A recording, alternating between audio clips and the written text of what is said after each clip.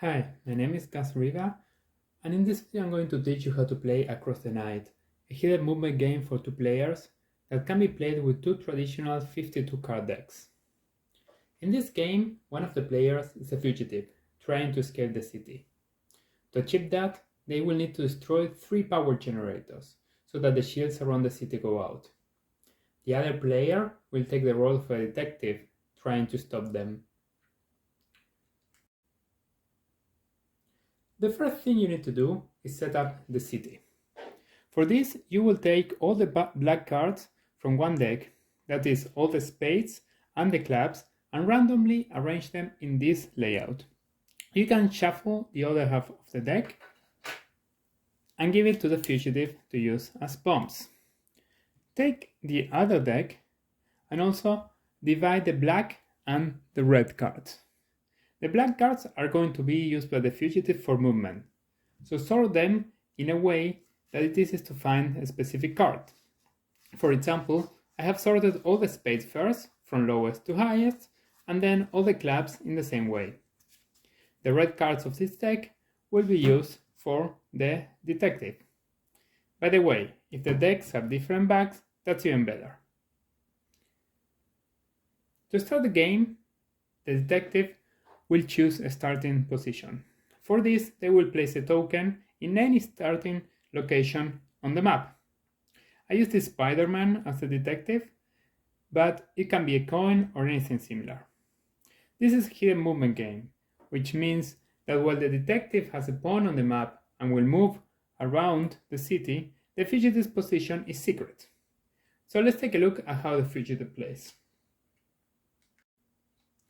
The fugitive moves using the deck with the arranged spades and clubs. At the beginning of the game, they will choose a starting position, and it can be any location on the map. So let's say they choose this location here, the 4 of spades.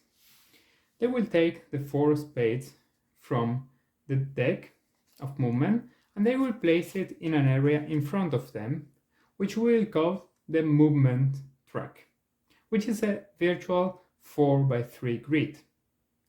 With each movement, the fugitive will add another card to this area in the next position of the grid. For example, they start here in the 4 of spades, and in their next turn they can move to any adjacent location. Let's say they want to move to the 8 of spades.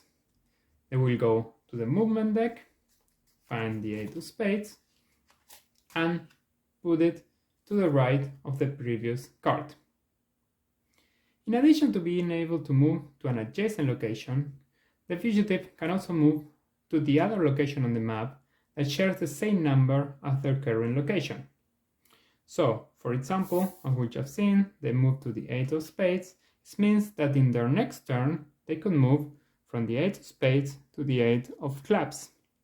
So, they will go to the deck, find the 8 of clubs, and move to that location. The fugitive will move once per round, and the grid will get filled as they keep moving along. This, always following the rules of movements I've just laid out, and when the third row is reached, they can return the card in the first row in the corresponding column as the card they just played. So in this case, when placing this card, this one will go back to the deck in the correct position. Then, when playing this one will go, and in this way, until we only have 2 rows, which we will shift, and then we'll continue playing.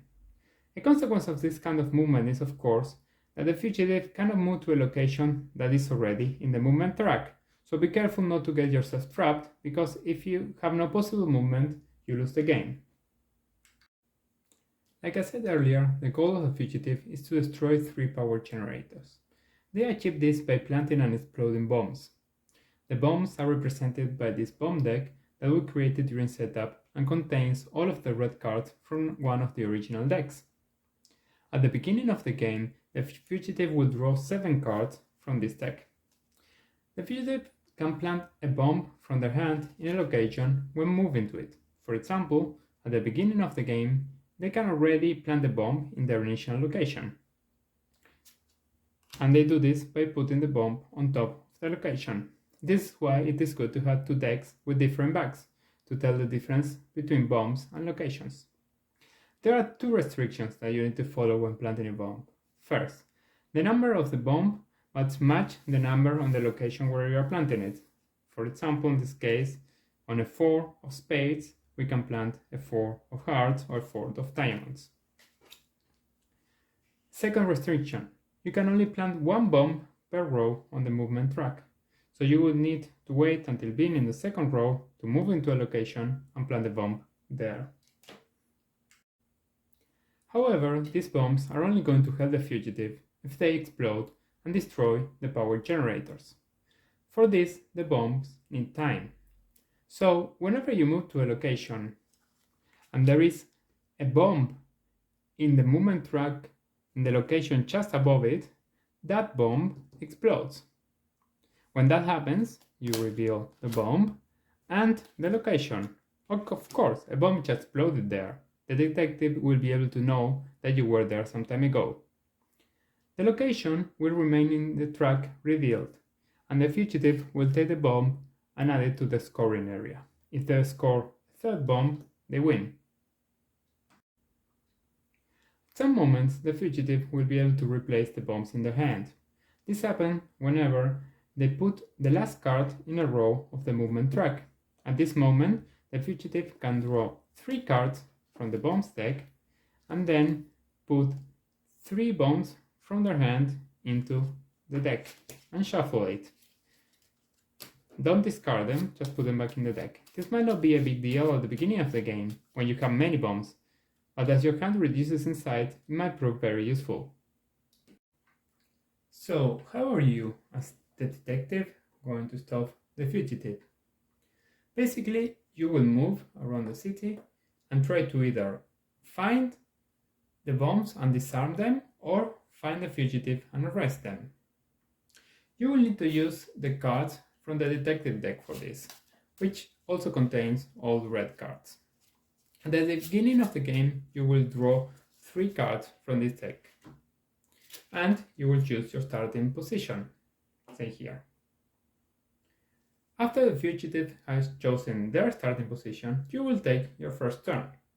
In each turn, you can do each of 3 different actions one time. The actions are move, scout, and search a location. All of them are optional, and you can do them in any order. Let's see what they mean. Firstly, movement. You can move up to 2 spaces, always moving in up, down, left, or right. So, for example, from here you could come to this position. You can also move 1 space, and you can decide not to move, in which case you would draw 1 card from the detective deck. Another thing you can do is to move to a location by discarding 1 card from your hand. So let's say if I were to discard this 4, I can move to any of the 2 4s of the map. And whenever you move by discarding a card, draw 2 cards from the detective deck. Another action you can take is to scout. This means you can ask the fugitive a question that can be either, are you within X locations, or is there a bomb within X locations, where X is the number. So for example, you could ask, is there a bomb within 2 locations of my current position? And the fugitive will need to answer truthfully. And we see that in this case, there is a bomb in the 8 of clubs, so it would be a yes. The last action you can take is to search a location. You can search your location or a location adjacent to you.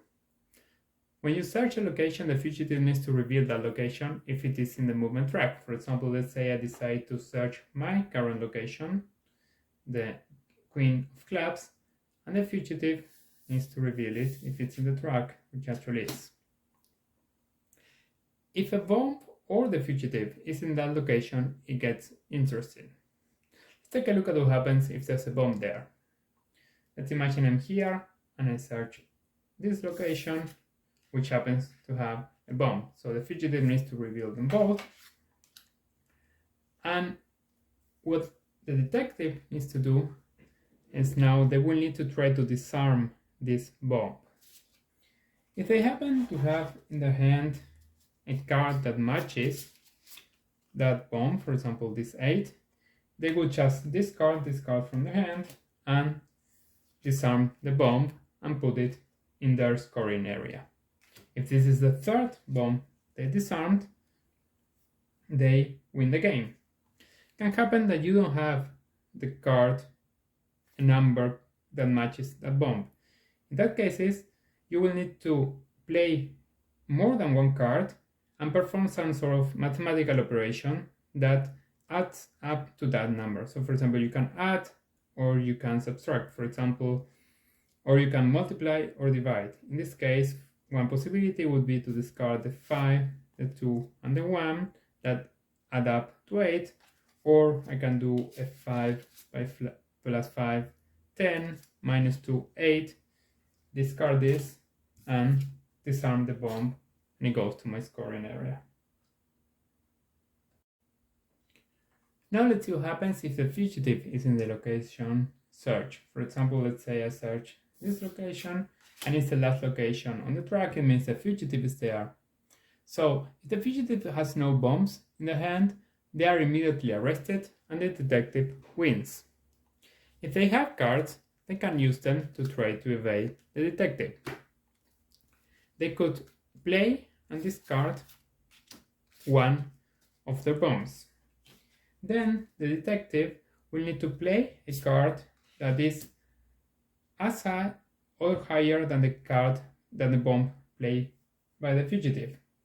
If they do, then the fugitive will play another card to try to evade. If the detective cannot match that card, then the fugitive escapes. Discard both of the cards played by the fugitive. The detective turns end, and now the fugitive needs to move.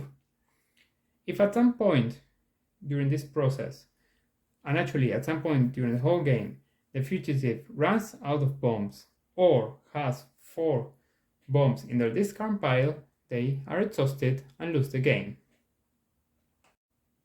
So that is most of the game. There are only a couple of extra rules and reminders. First, there is another action the fugitive can take instead of moving, and that is to resupply. They can only do this if they have 3 or less cards in the hand and their location is not revealed. In this case, they can decide to draw 2 cards from the draw deck instead of playing a card in the movement track. Another thing to remember is that a location is not revealed just because the detective is here. So let's imagine this location.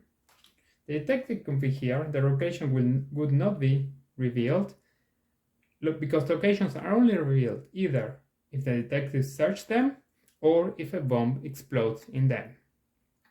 Finally, if when the location is searched there is a bomb and the fugitive there, the detective can choose to try to catch the fugitive or to try to disarm the bomb. And if they fail in one of those things, they can try the other one. If they fail in both, well, now it's the fugitive's turn. So these are the rules for Across the Night, a hidden movement game with traditional poker cards. I hope you enjoyed.